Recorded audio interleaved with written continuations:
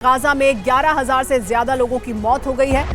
Israeli defence force ने अल-शिफा अस्पताल को चारों तरफ से घेर लिया, ये जानकारी मिल रही है। तुर्की ने इजरायल को पश्चिम का बिगड़ा हुआ बच्चा कहा है।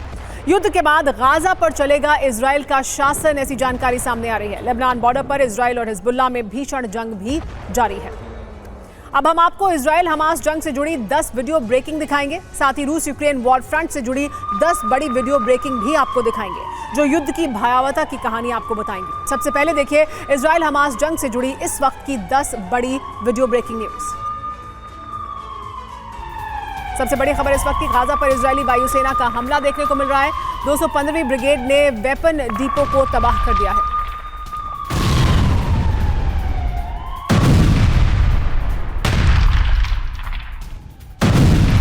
एक और बड़ी खबर आपको बता दें, इजरायली शहरों पर बड़ा हमला हुआ है। इलात और हाइफा पर मिसाइल अटैक किया गया। लेबनान और यमन में हमले की आशंका जाहिर की जा रही है।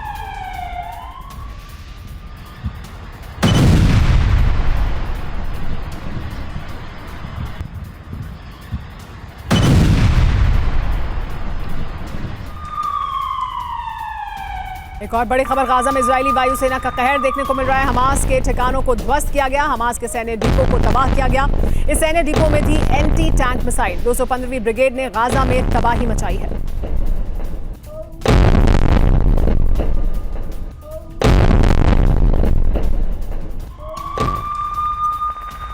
गाजा के शट्टी शरणार्थी शिविर में आईडीएफ का एक्शन देखने को मिल रहा है। टैंक से पूरे इलाके में जमकर गोलीबारी की गई है। हमास के कई लड़ाकों को यहां से गिरफ्तार किया गया है। आईडीएफ गाजा में लगातार चल रहा है ग्राउंड ऑपरेशन।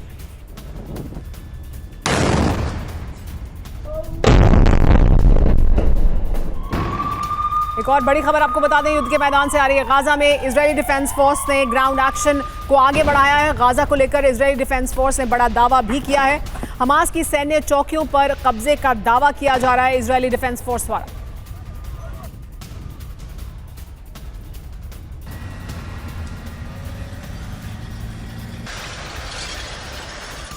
एक और बड़ी खबर, इजरायली डिफेंस फोर्स का टियर गैस बॉम्ब से हमला।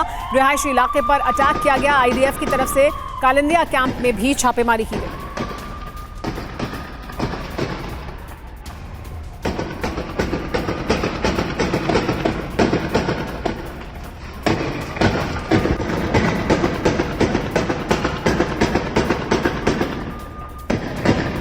एक और बड़ी खबर युद्ध के मैदान से जारी है, वो ये कि गाजा में हमास के आउटपोस्ट पर आईडीएफ ने कब्जा कर लिया है। आईडीएफ की 401वीं डिवीजन कॉम्बैट यूनिट का ऑपरेशन देखने को मिल रहा है। हमास के आखिरी गढ़ को तबाह करने का दावा कर रही है इजरायली डिफेंस फोर्स।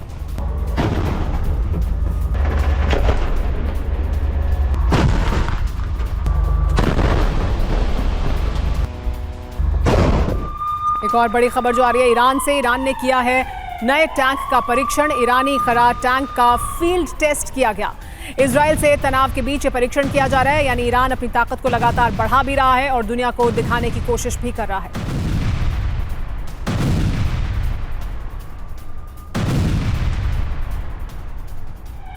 नौवीं बड़ी खबर यह कि युद्ध पर ईरान ने बड़ी अपील भी की है। ईरान ने कहा है कि फिलिस्तीनियों को हथियार देने चाहिए। मुस्लिम देश फिलिस्तीन को हथियार दें ताकि वो अपनी जंग लड़ सकें। फिलिस्तीनियों के लिए हथियार बहुत जरूरी हैं।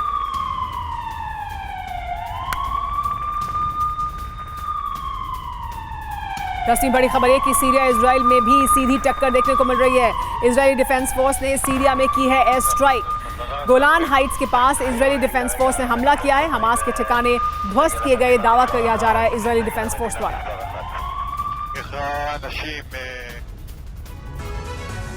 इस वक्त की बड़ी खबर आपको बता दें, गाजा के अल शती शरणार्थी शिविर में इजरायली डिफेंस फोर्स ने हमला किया है। अल शती कैंप पर जमकर बारूदी बारिश की गई। टैंक से पूरे इलाके में जमकर गोलाबारी की गई। हमले में कई हमास लड़ाकों की मौत हुई है, ऐसी जानकारी मिल रही है।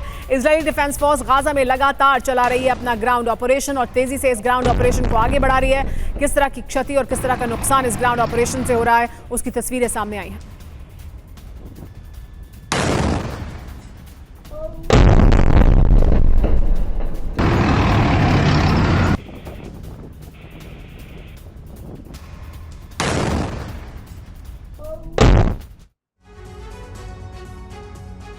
इजरायली डिफेंस फोर्स ने दावा किया है, उनका एक्शन सामने आया है। अल शती कैंप को तबाह कर दिया गया है, ये कहना है इजरायली डिफेंस फोर्स का। कैंप पर आईडीएफ की एयर स्ट्राइक देखने को मिली है। अल शती कैंप पूरी तरह से तबाह हो गया है। कई हमास लड़ाकों की मौत होने का दावा भी किया जा रहा है। हमले में कई सिविलियन भी घायल हुए हैं, जानकारी मिल रही है। दर्जनों इमारतें क्षतिग्रस्त हो गई हैं। 50 मीटर का इलाका खंडर में तब्दील हो चुका है। हमास के ठिकानों पर टैंक से भी इजरायली डिफेंस फोर्स प्रहार कर रही है। लेकिन यह हमला क्यों किया गया है, आइए यह भी समझ लेते हैं। हमास के लड़ाकों की खोज की जा रही है इजरायली डिफेंस फोर्सेस द्वारा, और इस वजह से वो उन तमाम इलाकों पर हमले कर रही है जहां संभावना है कि हमास हो सकता है। शती कैंप में होने का दावा किया जा रहा था कि हमास के लड़ाके यहां मौजूद हैं। कैंप में हमास का कमांड पोस्ट था, ये दावा किया जा रहा है इजरायली डिफेंस फोर्स द्वारा। कैंप से आईडीएफ पर हमला किया गया था और इस वजह से आईडीएफ का कहना है कि यहां अब उन्होंने पलटवार किया है। इजरायली डिफेंस फोर्स के टैंकों पर अटैक इसी कैंप से किया गया था, ये डिफेंस फोर्सेज इजराइल की दावा कर रही हैं। कैंप के नीचे सुरंग भी मौजूद है, ये दावा है इजराइल का। कैंप में हमास के हथियार थे और इस वजह से यहां पर हमला किया गया। लेबनान से इजराइल पर भीषण हमला किया गया। इजराइल पर दागे हैं बुरकान इरम रॉकेट। गमीम की पहाड़ियों पर यह हमला किया गया। हिजबुल्लाह ने किया हमले का बड़ा दावा भी।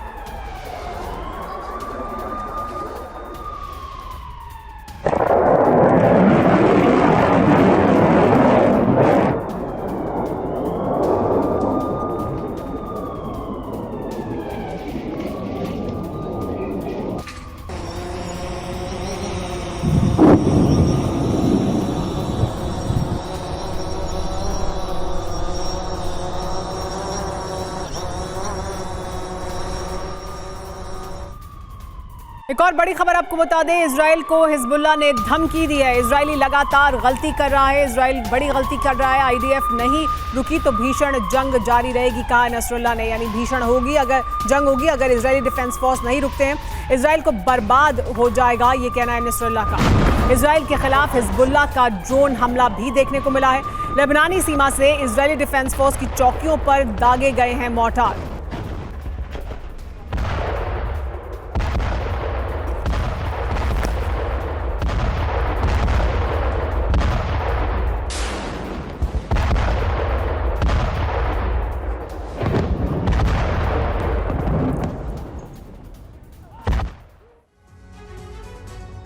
तो देखिए, हिजबुल्लाह दरअसल इजराइल के लिए एक बहुत बड़ी चुनौती बन चुका है। हिजबुल्लाह वर्सेस इजराइल, विध्वंसक अंजाम सामने दिख रहा है। हिजबुल्लाह की धमकी क्या है, इस पर एक नजर डालते हैं। गाजा पर हमला बंद करे इजराइल, यह कहा गया है। हमले बंद नहीं हुए तो अंजाम बहुत बुरा होगा, यह बताया जा रहा है। इजराइल कह रहा है युद्ध से दूर रहे हिजबुल्लाह, लेकिन हिजबुल्लाह इसके लिए तैयार बिल्कुल नजर नहीं आता। हमले बंद नहीं हुए तो अंजाम बुरा होगा, हिजबुल्लाह कह रहा है। उधर इजराइल कहता है लेबनान अपनी जमीन का इस्तेमाल बंद करे, क्योंकि लेबनान की जमीन का इस्तेमाल ही हिजबुल्लाह हमले के लिए कर रहा है इजराइल के खिलाफ। ड्रोन मिसाइल से इजराइल पर हमले किए जा रहे हैं, यह धमकी दी गई है। आगे हमले जारी रहेंगे। गलती हिजबुल्लाह की भुगतेगा पूरा लेबनान, यह कहा है इजराइल ने। गाजा के समर्थन में युद्ध जारी रहेगा, हिजबुल्लाह कह रहा है। इजराइल कह रहा है हिजबुल्लाह पर विनाशक हमले होंगे इसके जवाब में। इसके अलावा हिजबुल्लाह की तरफ से अब तमाम तरह की अत्याधुनिक मिसाइलों का इस्तेमाल किया जा रहा है। बुरकन मिसाइल का भी इस्तेमाल किया गया है। वहीं इजराइल ये धमका रहा है कि अब लेबनान की सेना पर भी हमले किए जाएंगे अगर हिजबुल्लाह माना नहीं तो। इसके अलावा हिजबुल्लाह आईडीएफ की चौकियों को निशाना बना रहा है, मोर्टार दाग रहा है। इजराइल लेबनान सीमा में 40 किलोमीटर घुसकर अंदर हमला कर रहा है, यानी लेबनान सीमा से 40 किलोमीटर अंदर तक हमले हो रहे हैं। हिजबुल्लाह यहां तक कह रहा है कि अमेरिका को भी इजराइल का साथ देने की भारी कीमत चुकानी होगी। तो हिजबुल्लाह इस तरह के बयानों के जरिए यह बताने की कोशिश कर रहा है कि अभी भी उसके हौसले बुलंद हैं। आइए सीधे आपको लिए चलते हैं लेबनान बॉर्डर से। हमारे संवाददाता विपिन चौबे इस वक्त हमारे साथ जुड़ रहे हैं। विपिन, आपसे जानना चाहेंगे ये हिजबुल्लाह कितनी बड़ी चुनौती साबित हो रहा है आज की तारीख में इजराइल के लिए। बयानात तो ऐसे ऐसे नसरुल्लाह के सामने आ रहे हैं मानो इजराइल को तबाह करने की तैयारी हो।